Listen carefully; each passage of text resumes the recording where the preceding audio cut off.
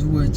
አሁን ቅድም ምንድነው የጠየቀው? እኔ አሁን መኪና የተማርኩ ነው እንጂ ነዳጅም እንደ በቃ ዙራሱ እንዴ ነዳጅ ገና ገዛለሁ እንዴ እያልኩ ካል ነበር።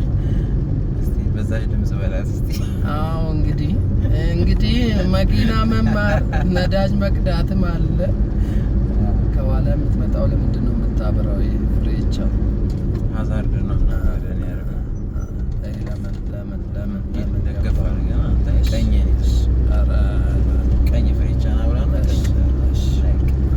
አሁን ለቅዳ እሷ ትለፍ ከፈለገች በኋላ ያለችዋ ትለፋው። በየት በኩል ነው? ከኋላ ስላለችው ትለፋው። ፍሬቻውን አጥፋላት።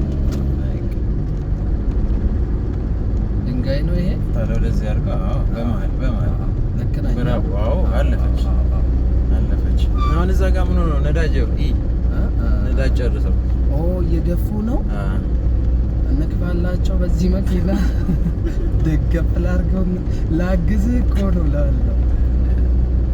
ወደዚህ መኪና ስለሌለ ነው ግራ ፍሬቻ ተባብሮ እየገፉ ለምንድን ነው ይሄን ለምጄ እኮ ሲሄድ ራሱ ፍሬቻ ፈልጋለሁ። በእግር ሲሄድ እኮ ነው የሆነ መታጠፊያ ሳገኝ ፍሬቻ ትስለኛል። እንግዲህ ፋሚሊ የምራው እዚህ ጋር ለምጃም ፍሬቻ ብራምናም ስለምላይ ሱቅ ሲሄድ እኮ ነው የሆነ ከርቭ ላይ ስገኝ በቃ ወዳው ፍሬቻ ነው ትዘምለኝ። ቅድማ መስጠትም ግዴታ ነው ብለኛ።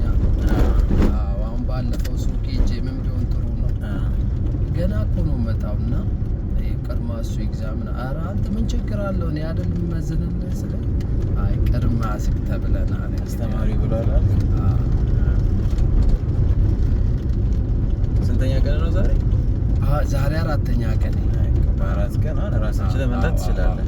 እንዳሙረድ ና በታክሲ